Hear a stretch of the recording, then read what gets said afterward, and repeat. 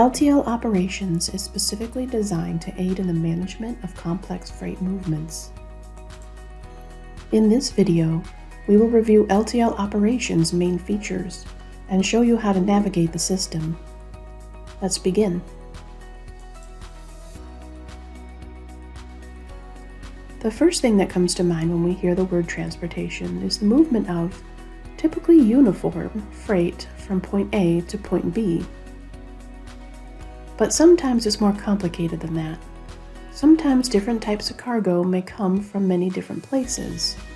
It then gets consolidated onto one truck along a common route, then broken up again to reach different destinations. This is often called less-than-truckload, or LTL. Consolidating freight helps ensure that drivers are moving as much freight as possible, as efficiently as possible. Inside LTL Operations, you will see that the navigation is set up to reflect LTL multi-stop routes. When several loads are consolidated into one, this is done at a location called a terminal. In the app, your primary navigation panel is on the left. You will see an expandable list structure with companies, branches, and terminals. The top list organizes each LTL company or legal entity, alphabetically by name. Under each company, the secondary list organizes each branch within that company.